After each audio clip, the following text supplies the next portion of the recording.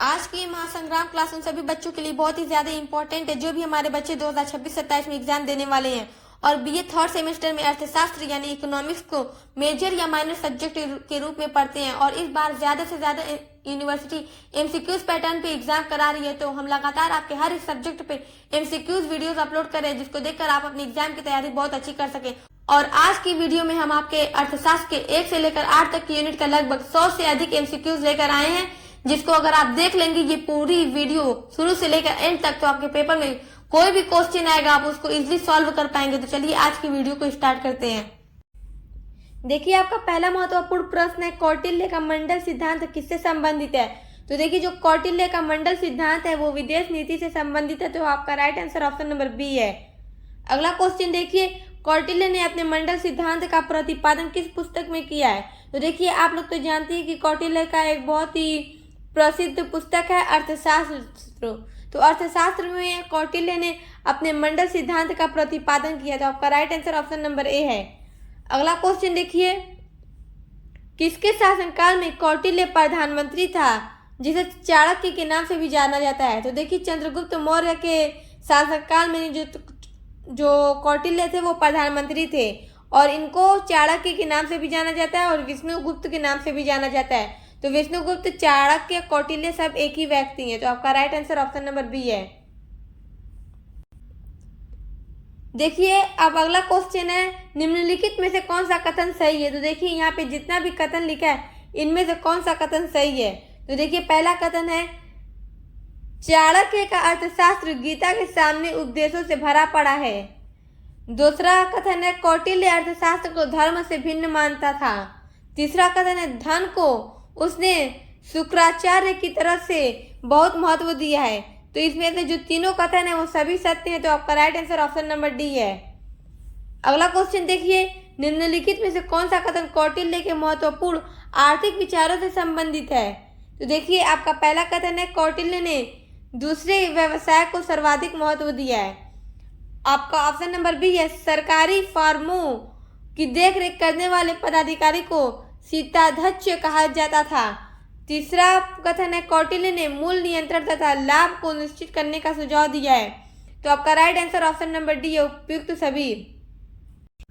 देखिए, आपका अगला क्वेश्चन है, कौटिल्य के समय आय का प्रमुख स्रोत था। तो देखिए, जो आय का प्रमुख स्रोत था उस समय तो भू राजस्व था, तो आपका right answer option number A है। अगला क्वेश्चन देखिए, निम्नलिखित में से कौटिल्य ने किस शुल्क को आय प्राप्ति का अच्छा स्रोत बताया है। तो देखिए, आयात कर, आपका ऑप्शन नंबर बी है चुंगी शुल्क, ऑप्शन नंबर सी है पुल कर। इन तीनों स्रोत को कौटिल्य ने आय का मतलब एक अच्छा स्रोत बताया है, तो आपका right answer option number D है, इनमें से सभी। अगला क्वेश्चन देखिए, कौटिल्य के अर्थशास्त्र का मुख्य उद्देश्य था। तो देखिए, अर्थशास्त्र का मुख्य उद्देश्य क्या था। देखिए, आपका ऑप्शन नंबर ए है सामाजिक कल्याण में वृद्धि करना, ऑप्शन नंबर बी है राज्य को शक्तिशाली बनाना, ऑप्शन नंबर सी है कृषि व्यवसाय को अन्य व्यवसायों की अपेक्षा अधिक महत्व देना, यानी कृषि व्यवसाय को अधिक महत्व देना। तो आपका right answer option number D है, क्योंकि कौटिल्य ने अर्थशास्त्र में ये अपने जो सभी उद्देश्य बताए हैं, तो आपका right answer option number D है। आपका अगला क्वेश्चन है, कौटिल्य के सार्वजनिक व्यय की प्रमुख मदें हैं, यानी जो सार्वजनिक व्यय हैं कौटिल्य के अकॉर्डिंग कौन कौन से है। तो देखिए, आपका पहला ऑप्शन है प्रतिरक्षा व्यय, ऑप्शन नंबर बी है प्रशासनिक व्यय, ऑप्शन नंबर सी है सरकारी भंडारों की सुरक्षा व्यय। तो ये सभी जो है सार्वजनिक व्यय की प्रमुख मदें हैं, तो आपका right answer option number D है, इनमें से सभी। अगला क्वेश्चन देखिए, किस भारतीय आचार्य ने ऋण देना बुरा बताया है। किस भारतीय आचार्य ने ऋण लेना यानी मतलब लोग कर्ज लेते हैं ना, तो उसको बुरा बताया है। तो आपका right answer option number A है, बृहस्पति ने ऋण लेना बुरा बताया है। अगला क्वेश्चन देखिए, शुक्राचार्य ने मजदूरों के लिए कितने दिन की छुट्टी का प्रावधान किया है। तो 15 दिन की छुट्टी का प्रावधान किया शुक्राचार्य ने, तो आपका right answer option number C है। अगला क्वेश्चन देखिए, कौटिल्य आचार्य का जनसंख्या के बारे में क्या मत था। तो जनसंख्या की अधिकता, तो आपका right answer option number B है। अगला क्वेश्चन देखिए, चंद्रगुप्त के राजा ध्रुव की तिथि मानी जाती है। तो देखिए, 321 ईसा पूर्व मानी जाती है, तो आपका right answer option number C है। अगला क्वेश्चन देखिए, किसने लिखा है कि अर्थ मनुष्य के जीवन की वृत्ति का आधार है। अर्थशास्त्र वह विज्ञान है जो से पूर्व पृथ्वी पर पालन तथा प्राप्ति का विचार करता है। तो ये कथन जो है कौटिल्य का है, तो आपका right answer option number B है। अगला क्वेश्चन देखिए, कौटिल्य का अर्थशास्त्र केवल अर्थ का ही वर्णन नहीं करता, उसमें विशद वर्णन है। मतलब जो कौटिल्य का अर्थशास्त्र है वो सिर्फ मतलब धन अर्थ मतलब धन का ही वर्णन नहीं करता, उसमें और से भी विषय हैं, जैसे राजनीति का, नीति शास्त्र का, दंड नीति का, इन सब के बारे में भी अर्थशास्त्र बताता है। तो आपका right answer option number D, इनमें से सभी। अगला क्वेश्चन देखिए, अर्थशास्त्र कितने अध्यायों में विभक्त है? तो जो अर्थशास्त्र है वो 15 अध्यायों में बटा हुआ है। तो आपका right answer option number A है। अगला क्वेश्चन देखिए, उदक भाग किस कर का नाम है? तो जो उदक भाग है वो सिंचाई कर का नाम है। तो आपका right answer option number A है। मतलब उदक भाग का संबंध किससे है? तो ये एक प्रकार का कर है जो सिंचाई से संबंधित है। अगला क्वेश्चन देखिए, राज्य के सभी व्यवसाय कितने वर्गों में विभाजित थे? तो राज्य के जितने भी व्यवसाय थे वो 3 वर्ग में विभाजित थे। तो आपका right answer option number B है। अगला क्वेश्चन देखिए, निम्नलिखित में से कौन सा राज्य का व्यवसाय है? तो देखिए राज्य का व्यवसाय कृषि भी है, पशुपालन भी है, वाणिज्य भी है। तो आपका right answer option number D है। इनमें से सभी ये सभी जो है राज्य का व्यवसाय है। तो आपका right answer option number D है। आज की वीडियो में मैं आपके 1 से लेकर 8 तक की यूनिट का मोस्ट इंपॉर्टेंट एमसीक्यूज बताने वाली है। तो वीडियो को एंड तक जरूर देखिएगा, जिससे आप अपने 1 से लेकर 8 तक की यूनिट का मोस्ट इंपॉर्टेंट एमसीक्यूज तैयार कर सके। देखिए अब आपका अगला क्वेश्चन है, प्रवाह सिद्धांत यानी डीएम थ्योरी किसने दिया? तो देखिए दादा भाई नौरोजी ने दिया। तो आपका right answer option number A है। देखिए दादा भाई नौरोजी की जितनी भी थ्योरी थी, डीएम थ्योरी, इन सब पे वीडियोस बनी है, तो आप लोग चेक करके जरूर पढ़ लीजिएगा। अगला क्वेश्चन देखिए, किसने लिखा है कि केवल यातायात से यदि धन की वृद्धि हो जाती तो भारत शीघ्र ही धनी हो जाता? तो ये बात किसने कही थी? ये बात महादेव गोविंद रानाडे ने कही थी। तो आपका right answer option number A है। अगला क्वेश्चन देखिए, वह प्रथम भारतीय नागरिक जिन्होंने राष्ट्रीय आय की गणना और उसके विस्तार के बारे में अपने विचार दिए थे? तो दादा भाई नौरोजी ने दिए थे। तो आपका right answer option number A है। अगला क्वेश्चन देखिए, रमेश चंद्र दत्त का जन्म कहाँ हुआ था? तो देखिए रमेश चंद्र दत्त का जन्म कोलकाता में हुआ था। तो आपका right answer option number A है। आपका अगला क्वेश्चन है, भारत का आर्थिक इतिहास के लेखक हैं, यानी जो ये पुस्तक है भारत का आर्थिक इतिहास, इसके लेखक कौन है? तो इसके लेखक रमेश चंद्र दत्त हैं। तो आपका right answer option number A है। अगला क्वेश्चन देखिए, फेमिनिज्म इन इंडिया पुस्तक किसकी रचना है? तो इसके राइटर रमेश चंद्र दत्त हैं। आपका right answer option number D है। आपका अगला क्वेश्चन है, India in the Victorian age पुस्तक के लेखक हैं, यानी जो ये पुस्तक है India in the Victorian age, तो इस पुस्तक के लेखक रमेश चंद्र दत्त हैं। तो आपका right answer option number A है। अगला क्वेश्चन देखिए, राम मनोहर लोहिया किसके विरोधी थे? तो जो राम मनोहर लोहिया थे वो पूंजीवाद और साम्यवाद के विरोधी थे। तो आपका right answer option number A है। ए और बी देखिए, पूंजीवाद और साम्यवाद के विरोधी थे राम मनोहर लोहिया। आपका अगला क्वेश्चन है, राम मनोहर लोहिया और जयप्रकाश नारायण की राजनीतिक विचारधाराओं में क्या समानता थी? यानी राम मनोहर लोहिया और जयप्रकाश नारायण की जो राजनीतिक विचारधारा थी उसमें क्या सेम था? तो देखिए, समाजवादी सिद्धांतों और सामाजिक न्याय पर जोर देना। ये लोग सामाजिक सिद्धांतों और सामाजिक न्याय पर जोर देते थे। तो यही इन दोनों के राजनीतिक विचार में सिमिलैरिटीज थी। तो आपका right answer option number C है। अगला क्वेश्चन देखिए, डॉक्टर राम मनोहर लोहिया का जन्म कहाँ हुआ था? तो इनका जन्म उत्तर प्रदेश अकबरपुर, यानी अकबरपुर उत्तर प्रदेश में एक जगह है अकबरपुर, वहीं पे हुआ था। तो आपका right answer option number A है। अगला क्वेश्चन देखिए, व्हील ऑफ हिस्ट्री के लेखक हैं। तो व्हील ऑफ हिस्ट्री के लेखक राम मनोहर लोहिया। तो आपका right answer option number A है। अगला क्वेश्चन देखिए, दादा भाई नौरोजी की पुस्तक का केंद्र बिंदु क्या था? यानी उनकी पुस्तक में मेन बात क्या होती थी? तो देखिए, निष्कासन का बिंदु होता था उनकी पुस्तक का केंद्रीय बिंदु। तो आपका right answer option number A है। अगला क्वेश्चन देखिए, भारत के ग्रैंड ओल्ड मैन के नाम से किसे जाना जाता है? तो दादा भाई नौरोजी को जाना जाता है कि भारत के ग्रैंड ओल्ड मैन कौन है? तो दादा भाई नौरोजी। आपका right answer option number A है। अगला क्वेश्चन देखिए, भारतीय राष्ट्रवाद के जनक के रूप में किसे जाना जाता है? तो दादा भाई नौरोजी को भारतीय राष्ट्रवाद के जनक के रूप में जाना जाता है, तो आपका right answer option number C है। अगला क्वेश्चन देखिए, दादा भाई नौरोजी का जन्म कब हुआ था? तो इनका जन्म 4 सितंबर 1825 ईस्वी में हुआ था, तो आपका right answer option number A है। याद रखिएगा कि इनका जन्म कब हुआ था और इनकी मृत्यु कब हुई थी, इनका फेमस वर्क क्या है, इन्होंने कौन सी बात कही है, ये सारे जो क्वेश्चन है बहुत ही ज़्यादा इंपॉर्टेंट है। अगला क्वेश्चन देखिए, दादा भाई नौरोजी का जन्म कहाँ हुआ था? तो इनका जन्म दादा भाई नौरोजी का नौसारी में हुआ था, तो आपका right answer option number C है। अगला क्वेश्चन देखिए, दादा भाई नौरोजी का जन्म नौसारी में एक गुजराती भाषी परिवार में हुआ था, तो गुजराती भाषी पारसी परिवार में हुआ था, तो आपका right answer option number C है। अगला क्वेश्चन देखिए, दादा भाई नौरोजी को की मानद उपाधि से संबंधित किया जाता है, यानी किस मानद उपाधि से? तो डॉक्टर ऑफ लिटरेचर की उपाधि से इन्हें सम्मानित किया जाता है, तो आपका right answer option number A है। अगला क्वेश्चन देखिए, भारत में नियुक्त पहले प्रोफेसर थे, तो दादा भाई नौरोजी भारत में नियुक्त पहले प्रोफेसर थे, तो आपका right answer option number B है। आपका अगला क्वेश्चन है, किसने लंदन इंडिया सोसाइटी की स्थापना की और इसके अध्यक्ष बने तथा 1907 तक इस पद पर बने रहे? तो देखिए, दादा भाई नौरोजी थे वो लंदन इंडिया सोसाइटी की स्थापना की थी और इसके अध्यक्ष भी बने और 1907 तक इस पद पर बने भी रहे, तो आपका right answer option number C है, दादा भाई नौरोजी थे। आपका अगला क्वेश्चन है, 1874 में निम्नलिखित में से किस महाराजा ने दादा भाई नौरोजी को बड़ौदा का दीवाना नियुक्त किया?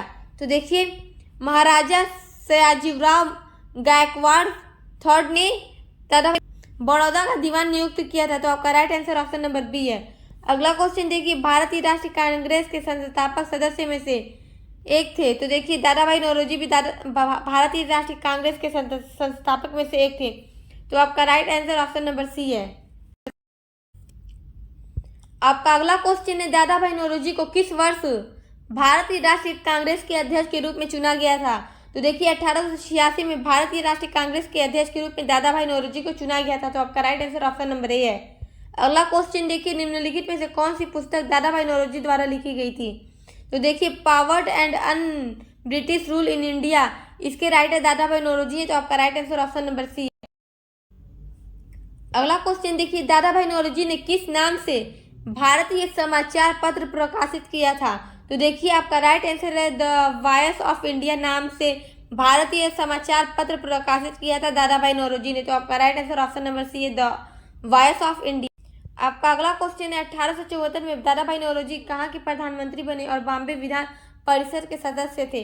तो देखिए, बड़ौदा के प्रधानमंत्री बने और बॉम्बे विधान परिषद के सदस्य थे, तो आपका right answer option number C है। आपका अगला क्वेश्चन है, डॉक्टर राम मनोहर लोहिया ने आर्थिक समानता प्राप्त करने के लिए क्या सुझाव दिए थे? तो देखिए, डॉक्टर राम मनोहर लोहिया ने आर्थिक समानता प्राप्त करने के लिए धन का पुनर्वितरण, भूमि सुधार, उद्योगों का राष्ट्रीयकरण करने का सुझाव दिया था, तो आपका right answer option number D उपयुक्त सभी।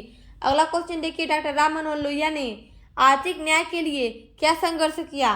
तो देखिए, किसानों के लिए मतलब संघर्ष किया, मजदूरों के लिए किया, पिछड़ी जातियों के लिए संघर्ष किया, तो आपका right answer option number D उपयुक्त सभी। आपका अगला क्वेश्चन है, डॉक्टर अंबेडकर के आर्थिक विचारों के अनुसार, देखिए डॉक्टर भीमराव अंबेडकर का जो आर्थिक विचार था उनके अनुसार भारतीय अर्थव्यवस्था में निम्न में से कौन सा सबसे महत्वपूर्ण है? तो देखिए, भारतीय अर्थव्यवस्था में जो सबसे महत्वपूर्ण है वो है गरीबी और असमानता का उन्मूलन, तो आपका right answer option number B है। अगला क्वेश्चन देखिए, डॉक्टर अंबेडकर ने किस प्रकार के आर्थिक विकास का समर्थन किया था? तो भीमराव अंबेडकर ने राज्य समाजवाद के आर्थिक विकास का समर्थन किया था, तो आपका right answer option number A है। अगला क्वेश्चन देखिए, डॉक्टर अंबेडकर ने किस पर अधिक ध्यान दिया था? तो भीमराव अंबेडकर ने ज्यादातर ध्यान मूल्य की स्थिरता पर दिया था, तो आपका right answer option number B है। अगला क्वेश्चन देखिए, डॉक्टर अंबेडकर ने किस पर अधिक बल दिया? तो देखिए, भीमराव अंबेडकर ने सरकारी घाटे को नियंत्रित करें तथा धन का चक्रीय प्रवाह बनाए, तो आपका right answer option number A है। ए और बी दोनों पे मतलब डॉक्टर भीमराव अंबेडकर ने अधिक बल दिया था, तो आपका right answer option number C है। अगला क्वेश्चन देखिए, डॉक्टर अंबेडकर ने किस पर जोर दिया? तो डॉक्टर भीमराव अंबेडकर ने बेरोजगारी को दूर करें, असमानता को दूर करें, शोषक व्यवस्था को नष्ट करें, इन सभी पे अधिक जोर दिया, तो आपका right answer option number D है। अगला क्वेश्चन देखिए, डॉक्टर अंबेडकर के अनुसार प्रमुख और बुनियादी उद्योगों का स्वामित्व किसके पास होना चाहिए? तो देखिए राज्य के पास होना चाहिए प्रमुख और बुनियादी उद्योगों का स्वामित्व। तो आपका right answer option number B है। अगला क्वेश्चन देखिए, डॉक्टर अंबेडकर के अनुसार राज्य के पास कौन सा उद्योगों का स्वामित्व होना चाहिए? तो सिर्फ बुनियादी उद्योगों का स्वामित्व मतलब क्या है, राज्य के पास होना चाहिए। तो आपका right answer option number A है। अगला क्वेश्चन देखिए, डॉक्टर अंबेडकर ने सरकारी वित्त के किस स्तर पर विकेंद्रीकरण की वकालत की? तो देखिए केंद्रीय स्तर पर, केवल राज्य स्तर पर? तो देखिए सभी स्तर पे की थी, केंद्रीय और राज्य। तो आपका राइट आंसर ऑप्शन नंबर ये सभी स्तरों पे। आपका अगला क्वेश्चन है, डॉक्टर अंबेडकर की थीसिस का शीर्षक क्या था? तो डॉक्टर भीमराव अंबेडकर के थीसिस का शीर्षक रुपये की समस्याएं, इसकी उत्पत्ति और इसका समाधान, यही शीर्षक था। तो आपका right answer option number C है। देखिए डॉक्टर भीमराव अंबेडकर के आर्थिक विचार पे वीडियो अपलोड है, तो आप लोग चेक करके जरूर पढ़ लीजिएगा। आपका अगला क्वेश्चन है, डॉक्टर अंबेडकर ने किसके लिए शिक्षा और सामाजिक सुधार पर जोर दिया था? तो सिर्फ उच्च वर्गों के लोगों के लिए या सिर्फ दलित के लिए? तो इन्होंने सभी के लिए किया था। तो आपका right answer option number C है। अगला क्वेश्चन देखिए, बाबा साहेब अम्बेडकर के रूप में प्रसिद्ध हैं। तो देखिए तो बाबा साहेब अम्बेडकर यानी जो भीमराव अम्बेडकर है वो राजनीतिक नेता के रूप में भी प्रसिद्ध है, दार्शनिक और लेखक के रूप में भी फेमस है, अर्थशास्त्री, विद्वान और समाज सुधारक के रूप में भी प्रसिद्ध है डॉक्टर भीमराव अम्बेडकर। तो आपका right answer option number D है। अगला क्वेश्चन देखिए, संविधान निर्माण के क्षेत्र में बाबा साहब अम्बेडकर की सबसे महत्वपूर्ण भूमिका क्या थी? तो देखिए जब संविधान का निर्माण हो रहा था तो भीमराव अम्बेडकर की सबसे महत्वपूर्ण भूमिका थी कि मौलिक अधिकारों, मजबूत केंद्रीय सरकार और अल्पसंख्यकों की सुरक्षा। तो आपका right answer option number D है।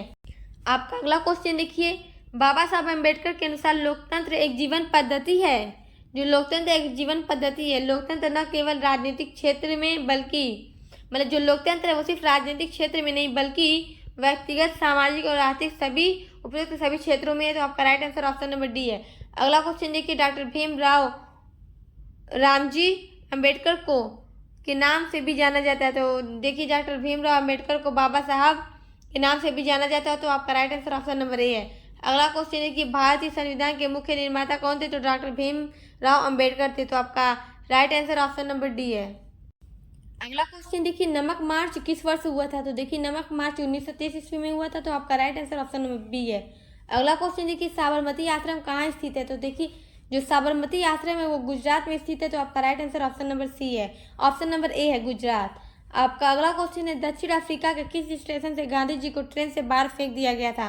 तो देखिए गांधी जी को ट्रेन से बाहर फेंक दिया गया था, तो किस स्टेशन पे?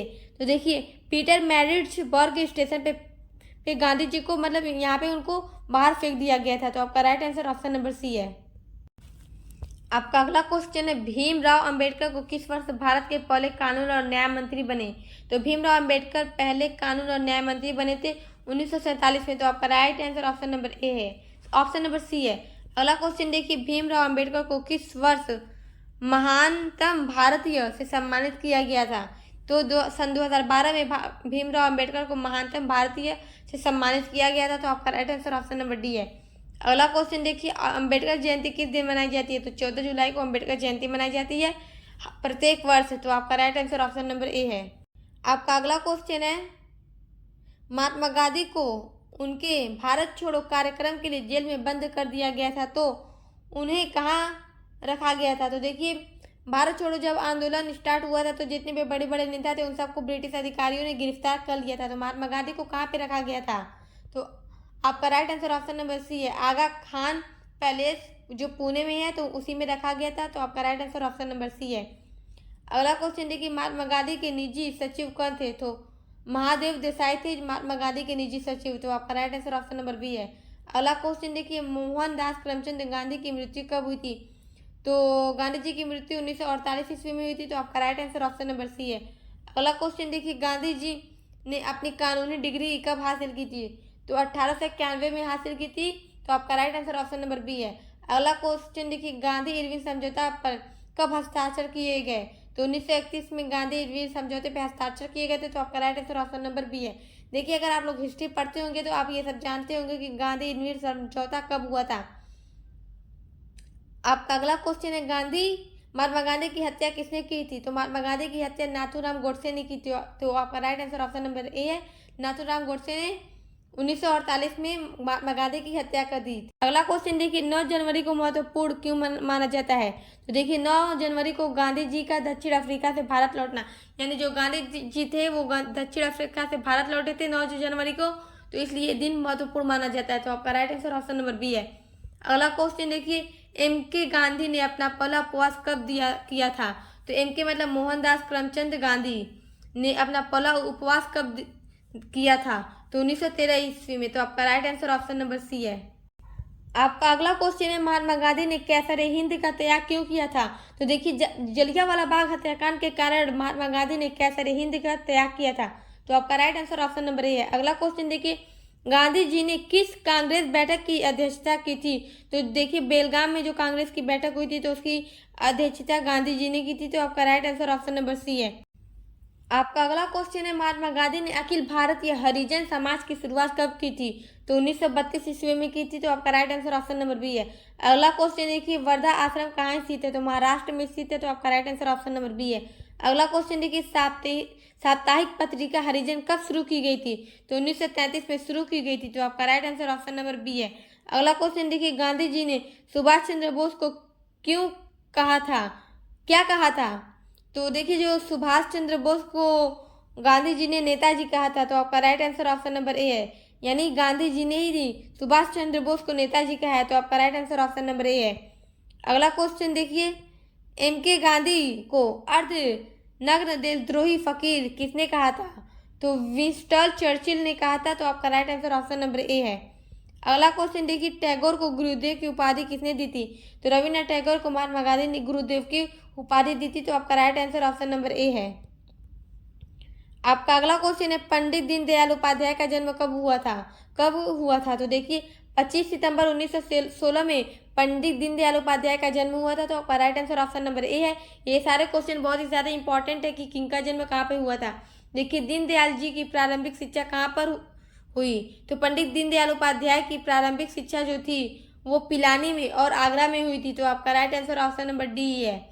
बी और सी देखिए राइट है, बी और सी दोनों, पिलानी और आगरा दोनों जगह पंडित दीनदयाल उपाध्याय की प्रारंभिक शिक्षा हुई थी। अगला क्वेश्चन देखिए, दीनदयाल जी के पिता का नाम था? तो देखिए भगवती प्रसाद उपाध्याय पंडित दीनदयाल उपाध्याय के पिता का नाम था। तो आपका right answer option number B है। अगला क्वेश्चन देखिए, पंडित दीनदयाल की महाविद्यालय शिक्षा कहाँ पर हुई? तो प्रयाग उत्तर प्रदेश में हुई थी इनकी महाविद्यालय शिक्षा। तो आपका right answer option number A है। अगला क्वेश्चन देखिए, पंडित दीनदयाल जी के माता का नाम था? तो राम प्यारी, पंडित दीनदयाल उपाध्याय की माता का नाम राम प्यारी था। आपका अगला क्वेश्चन है, पंडित दीनदयाल उपाध्याय का जन्म कहाँ हुआ था? तो इनका जन्म मथुरा के चंद्रभान गांव में हुआ था। तो आपका right answer option number A है। अगला क्वेश्चन देखिए, पंडित दीनदयाल उपाध्याय राष्ट्रीय स्वयं सेवक संघ में कब सक्रिय हुए?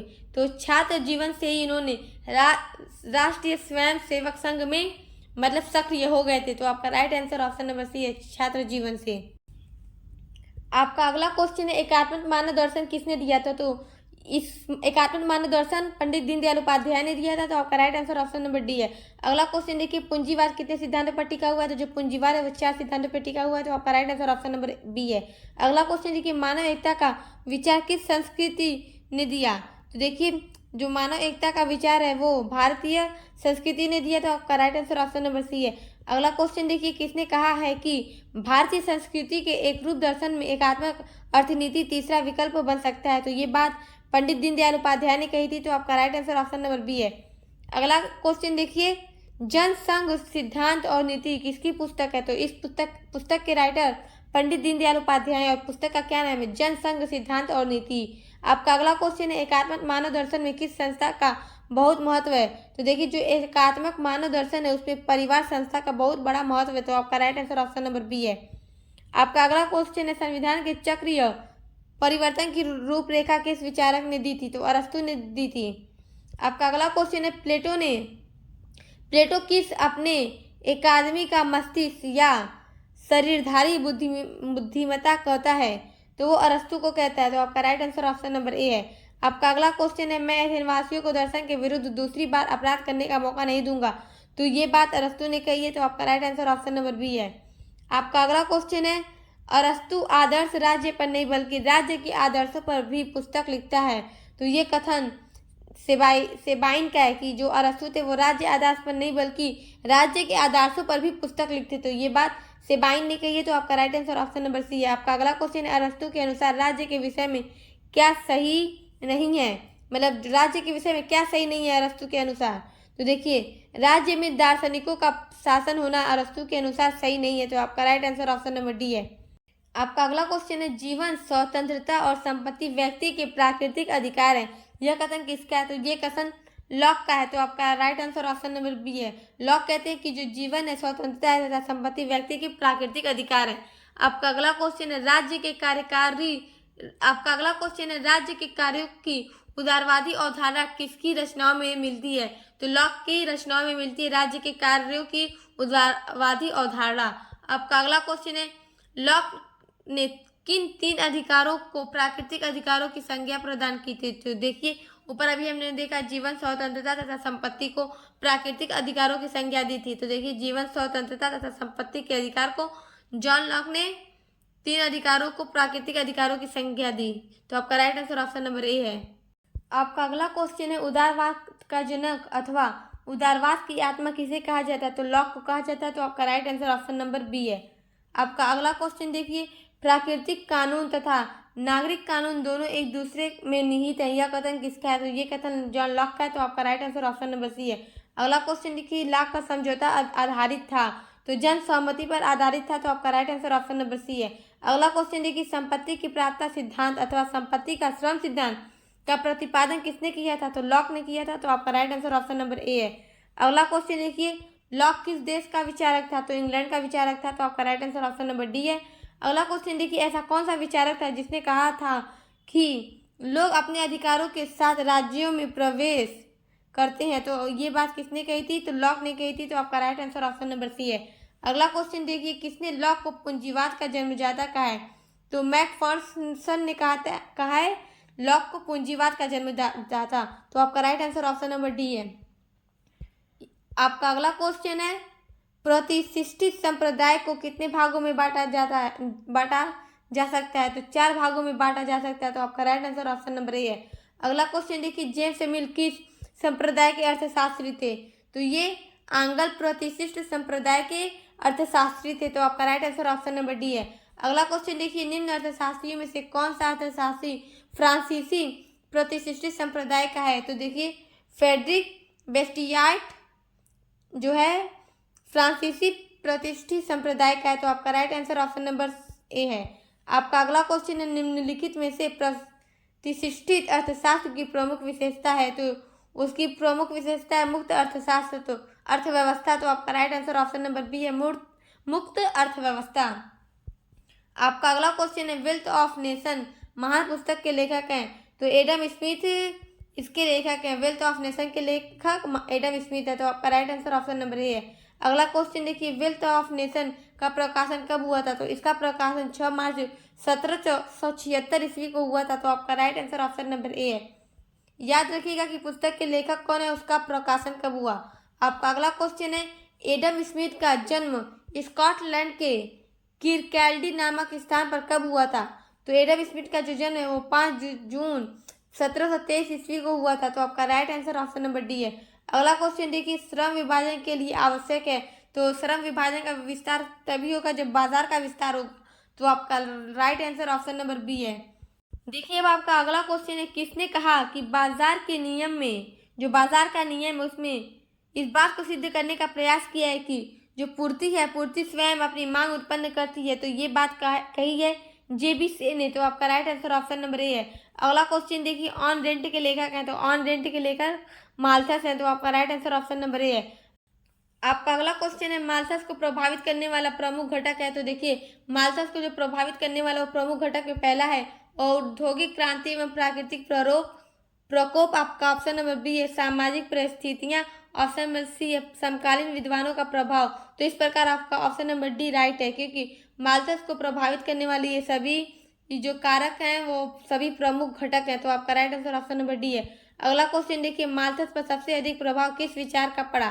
तो गार्डविन महोदय का मास्टर्स पर सबसे अधिक प्रभाव पड़ा था, तो आपका right answer option number A है। आपका अगला क्वेश्चन है, मार्क्स की जो विश्वविख्यात कृति यानी जो बहुत ही फेमस उनकी पुस्तक है दास कैपिटल का प्रथम खंड किस वर्ष से पब्लिश हुआ था? तो 1876 में पब्लिश हुआ था, तो आपका right answer option number A है। अगला क्वेश्चन देखिए, दास कैपिटल का दूसरा व तीसरा खंड 1885 और 1894 में मार्क्स के पर परणोपरांत किसने प्रकाशित किया? तो एंगेल्स ने किया था प्रकाशित, तो आपका right answer option number B है। अगला क्वेश्चन देखिए, निम्न में से मार्क्स की किस पुस्तक को समाजवादियों की बाइबिल कहा जाता है? तो दास कैपिटल को समाजवादियों की बाइबिल कहा जाता है, तो आपका right answer option number C है। अगला क्वेश्चन देखिए, रूसी क्रांति विश्व इतिहास के प्रवाह को बड़ी तेजी से मोड़ देगी, मतलब ये बात किसने कही थी? तो ये बात कार्ल मार्क्स ने कही थी, तो आपका right answer option number A है। ऑप्शन नंबर डी है कार्ल मार्क्स। आपका अगला क्वेश्चन है, 14 मार्च 1883 ईस्वी को निम्न में से किसकी मृत्यु हुई थी? तो कार्ल मार्क्स की मृत्यु हुई थी, तो आपका right answer option number B है। आपका अगला क्वेश्चन है, मार्शल का विवाह मैरी पाले, देखिए मार्शल का विवाह मैरी पाले से जो उसकी शिष्या थी, देखिए जो मार्शल थे उनकी एक शिष्या थी मैरी पाले, तो उनसे उनका विवाह हुआ था, तो कब हुआ था? तो देखिए वर्ष 1877 में हुआ था, तो आपका right answer option number A है। आपका अगला क्वेश्चन है, मार्शल कैम्ब्रिज विश्वविद्यालय में अर्थशास्त्र का अध्यक्ष रहा, तो कब से कब तक रहा? तो देखिए 1885 से 1908 ईस्वी तक अर्थशास्त्र के मतलब वो टीचर रहे कैम्ब्रिज विश्वविद्यालय में, तो आपका right answer option number B है। आपका अगला क्वेश्चन है, मार्शल राष्ट्रीय श्रम आयोग का सदस्य रहा, तो कब से कब तक रहे? तो 1891 से 1894 तक रहे, तो यानी 1891 से 1894 ईस्वी तक, तो आपका right answer option number A है। आपका अगला क्वेश्चन है, निम्नलिखित में से कौन सी मार्शल की रचना है? तो देखिए इकोनॉमिक्स ऑफ इंडस्ट्री जो पब्लिश हुई थी 1879 में, प्रिंसिपल ऑफ इकोनॉमिक्स जो पब्लिश हुई थी 1890 में। आपका जो अगला ऑप्शन है, इंडस्ट्री ऑफ एंड ट्रेड, वो 1990 में पब्लिश हुई थी। तो ये जो सभी फेमस बुक हैं वो मार्शल की हैं, तो आपका right answer option number D है, उपयुक्त सभी। आपका अगला क्वेश्चन है, नव परंपरावाद का श्री गणेश यानी शुभारंभ किस अर्थशास्त्री ने किया था? तो मार्शल ने किया था, तो आपका right answer option number A है। आपका अगला क्वेश्चन है, मार्शल ने अपनी परिभाषा में धन की अपेक्षा किस बात को अधिक महत्व दिया था? तो व्यक्ति को ज्यादा उन्होंने धन की अपेक्षा महत्व दिया, तो आपका right answer option number B है। आपका अगला क्वेश्चन है, वस्तु के मूल्य निर्धारण में मार्शल ने बाजार को कितने भागों में बांटा था? तो बाजार को 4 भागों में मार्शल ने बांटा था, तो आपका right answer option number A है। आपका अगला क्वेश्चन है, अर्थशास्त्र की कल्याण संबंधी परिभाषा के जन्मदाता थे, तो मार्शल थे। जो अर्थशास्त्र की कल्याण संबंधी परिभाषा थी उसके जन्मदाता मार्शल थे, तो आपका right answer option number A है। आपका अगला क्वेश्चन है, किसने एकाधिकार मूल्य निर्धारण के बारे में अपने महत्वपूर्ण विचार दिए? तो कुर्नो ने दिए, तो आपका right answer option number A है, कुर्नो। आपका अगला क्वेश्चन है, मूल्य निर्धारण के संबंध में कुर्नो की व्याख्या है, तो देखिए वास्तविक है, तो आपका right answer option number A है। आपका अगला क्वेश्चन है, किसने द्वैधाधिकार के अंतर्गत मूल्य निर्धारण की व्याख्या की थी? तो कुर्नो ने की थी, तो आपका right answer option number B है। आपका अगला क्वेश्चन है, किसने वर्तमान एकाधिकार प्रतियोगिता सिद्धांत का सर्वप्रथम श्री गणेश किया था? तो कुर्नो ने किया था, आपका right answer option number C है। आपका अगला क्वेश्चन है, किस प्रथम अर्थशास्त्री ने मांग की मूल्य सापेक्षता की व्याख्या की थी? तो कुर्नो ने की थी, मांग की अपेक्षा उन्होंने सापेक्षता की व्याख्या की है, तो कौन थे? कुर्नो थे, तो आपका right answer option number B है। आपका अगला क्वेश्चन देखिए, जेवंश का जन्म कब और कहाँ हुआ था? तो देखिए जेवंश का जन्म 1835 ईस्वी में इंग्लैंड में हुआ था, तो आपका right answer option number A है। आपका अगला क्वेश्चन है, व्यापार चक्र में सनस्पॉट का सिद्धांत किसने दिया? तो इसका सिद्धांत जेवंश ने किया, सनस्पॉट का सिद्धांत, तो व्यापार चक्र में, तो आपका right answer option number B है। आपका अगला क्वेश्चन है, जेवंश की मृत्यु कब हुई? तो देखिए जेवंश की मृत्यु 22 अगस्त 1882 ईस्वी में हुई थी, तो आपका right answer option number A है। अगला क्वेश्चन देखिए, निम्न में से कौन सी जेवंश की पुस्तक है? तो देखिए a serious fall in the value of gold, आपका ऑप्शन नंबर बी है, द कोल क्वेश्चन, आपका ऑप्शन नंबर सी है, the theory of political economy, तो ये सभी जेवंश की प्रमुख पुस्तक है, तो आपका right answer option number D है। आपका अगला क्वेश्चन है, किसका मत है कि अर्थशास्त्र का संपूर्ण सिद्धांत उपभोग के सिद्धांत पर ही आधारित है? तो आपका right answer option number C है।